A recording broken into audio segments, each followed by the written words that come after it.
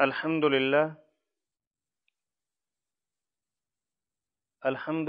غافر الذنب وقابل التوب شدید العقاب ذی الطول لا الہ الا هو والیہ المصیر والصلاة والسلام علی سید الانبیاء والمرسلین وعلی آلہ واصحابہ ومن تبعہم بإحسان الی یوم الدین۔ اعوذ باللہ من الشیطان الرجیم، بسم اللہ الرحمن الرحیم۔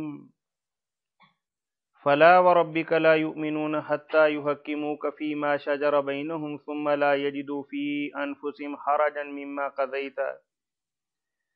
ویسلموا تسلیما۔ معزز خواتین و حضرات،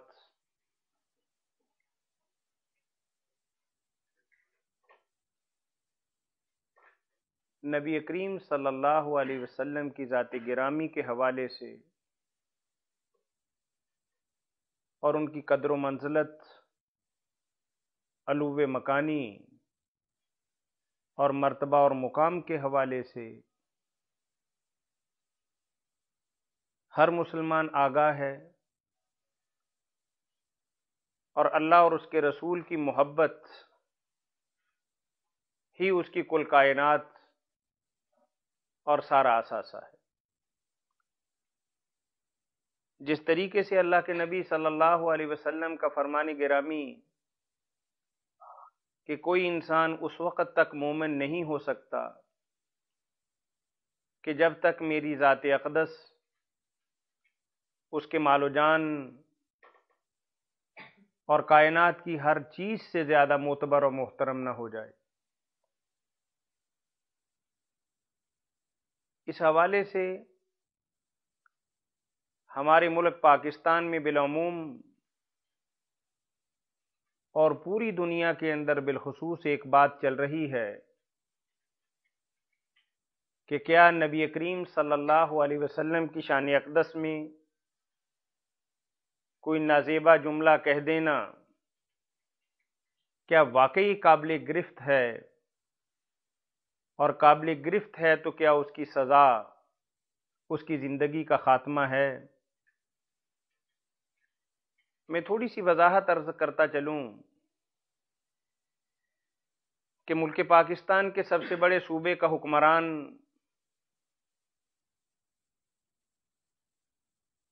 سلیمان تاثیر، جو چند روز پہلے ایک قاتلانہ حملے کے اندر مارا گیا، اور مارنے والے نے یہ بات کہی کہ گورنر پنجاب نے شان رسالت صلی اللہ علیہ وسلم کے حوالے سے جو قانون اسے کالا قانون قرار دیا ہے، قطع نظر اس کے کہ سلیمان تاثیر کا قتل حق تھا یا ناحق تھا، لیکن دو تین باتیں قابل غور ہیں کہ اتنے بڑے منصب پر فائز ایک انسان اپنی زبان کھولتے وقت دنیا جہان کی تمام حدود و قیود کو پامال کرتا ہے۔ شریعت کی بات چھوڑیے، یہ قانون اس ملک کے اندر شریعت کا قانون نہیں ہے، لیکن ہماری پارلیمنٹ نے، ہمارے ایوان بالا اور زیریں نے اس قانون کو پاس کیا تھا کہ جو انسان بھی نبی کریم صلی اللہ علیہ وسلم کی شان اقدس کے اندر گستاخی کرے گا اور اس کی سزا موت ہے۔ تو سلیمان تاثیر کو یہ حق کس نے دیا کہ ملک کے قانون کے بارے میں کالا قانون کہے؟ گویا کہ وہ خود پارلیمنٹ کی توہین کر رہا تھا، عدالت کی توہین کر رہا تھا۔ جس ملک کے سب سے بڑے صوبے کا گورنر تھا، اس ملک کے آئین کو اپنے ہاتھوں اور اپنی زبان سے پامال کر رہا تھا کہ ٹھیک ہے، قانون بن گیا، آپ کی حکومت ہے، آپ ایک بہت بڑی سیاسی پارٹی کے رکن ہیں اور آپ کا بہت بڑا کردار ہے، تو قانون کے حوالے سے بات بیچ چوراہے کے اندر نہیں کی جاتی۔ پارلیمنٹ کے اندر کی جاتی ہے، ایوان کے اندر کی جاتی ہے، اپنا بل لایا جاتا ہے اور اس پر ڈبیٹ ہوتی ہے اور اس کے بعد بل یا ریجیکٹ ہو جاتا ہے یا پاس ہو جاتا ہے۔ تو بہت معذرت کے ساتھ ہمارے گورنر نے شریعت اسلامیہ کی توہین کے ساتھ ساتھ اس ملک کی اعلیٰ عدالتوں کی بھی توہین کی، پارلیمنٹ کی بھی توہین کی، قانون ساز اسمبلی کی بھی توہین کی، اور اس کا جو انجام ہوا میں اس پہ بات نہیں کرنا چاہتا، چونکہ جو بھی مسلمان اس طرح کا واقعہ دیکھے گا کیا اس کا خون جوش نہیں مارے گا کہ کفار نے، یہود و نصارہ نے ہماری اقدار کو، ہمارے کلچر کو، ہمارے مزاج کو، ہماری تہذیب کو، ہر چیز کو بدل کے رکھ دیا۔ صرف ایک ہی چیز ہے کہ اللہ کے نبی صلی اللہ علیہ وسلم کی محبت ہمارے دلوں کے اندر ہے، وہ جب بھی جوش مارے گی اس طرح کا نتیجہ نکلے گا۔ پچھلی صدی کی ابتدا کے اندر جب ایک ہندو نے رنگیلا رسول کتاب لکھی تو اس کا خاتمہ کرنے والا کوئی عالم دین نہیں تھا، وہ جانتا تھا کہ ہماری عدالتیں، ہماری پولیس، ہماری عدلیہ اور مقننہ اور ہماری انتظامیہ شاید وہ معاملے کو حل نہ کر سکے۔ اور ایک عالم کی بات کہ تمہاری بہو بیٹی کی عزت پر کوئی ہاتھ ڈالے تو کیا تم اپنے ہاتھ باندھ کر بیٹھ جاؤ گے؟ اللہ کے نبی صلی اللہ علیہ وسلم کی ذات گرامی پر ہاتھ ڈالا ہے، ان کی ازواج مطہرات کے بارے میں بات کی ہے، ان کے تقدس کو پامال کیا ہے، رنگیلا رسول کے نام سے نعوذ باللہ کتاب لکھی ہے، تو ہے کوئی اللہ کا بندہ جو اس پر ہاتھ ڈالے؟ تو غازی علم الدین شہید نے اپنا کردار ادا کیا اور تاریخ کے اندر امر ہو گیا۔ اور متحدہ ہندوستان کی ایک بات بتاتا چلوں کہ علامہ اقبال رحمت اللہ کے ایک ساتھی سر محمد شفیع ایک مقدمہ کے اندر پیروی کر رہے تھے کہ جس میں ایک خانسامہ نے ایک انگریز میجر کی بیوی کو، جس نے اللہ کے رسول صلی اللہ علیہ وسلم کی اہانت کی، اسے قتل کر دیا تھا۔ اور سر محمد شفیع انجمن حمایت اسلام کے بانی مبانی اور امت مسلمہ کے بارے میں سوچنے والے بڑے مدبر اور بہت ہی متحمل مزاج انسان تھے۔ جب ان کا مقدمہ عدالت کے اندر پیش آیا تو سر محمد شفیع دلائل دیتے دیتے رونے لگ گئے۔ جج نے پوچھا کہ آپ جیسا متحمل مزاج اور بردبار اور شریف آدمی آج عدالت کے اندر دلائل دینے کی بجائے بلک بلک کے رو رہا ہے۔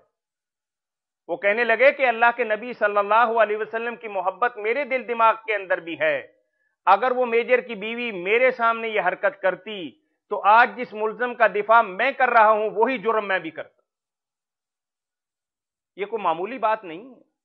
کہ اللہ کے نبی صلی اللہ علیہ وسلم کی ذات اقدس، جو ہماری کل کائنات، ہمارا کل اثاثہ اور ہمارے دین کا حصہ ہے، ہمارے ایمان کا جز ہے، اور ان کی ذات پر حملہ کرے اور مسلمان خاموش رہے۔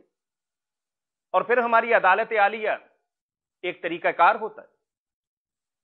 سیشن جج نے ایک فیصلہ سنایا،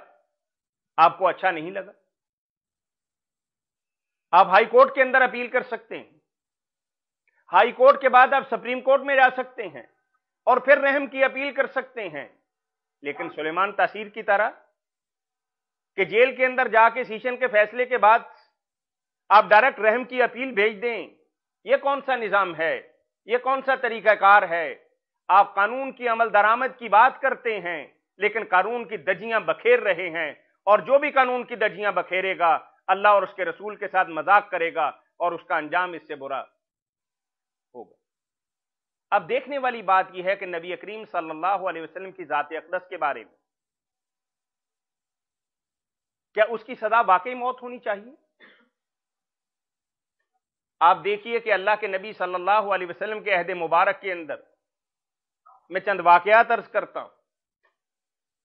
کہ نبی کریم صلی اللہ علیہ وسلم کے دور مبارک کے اندر کعب بن اشرف ایک یہودی قبیلے کا بہت بڑا سردار اللہ کے نبی صلی اللہ علیہ وسلم کی شان اقدس کے اندر گستاخی کرتا ہے، اور آپ صلی اللہ علیہ وسلم اپنے صحابہ سے کہتے ہیں کہ یہ اللہ اور اس کے رسول کو اذیت دیتا ہے، اور کون ہے کہ اس کی زبان کو بند کرے گا؟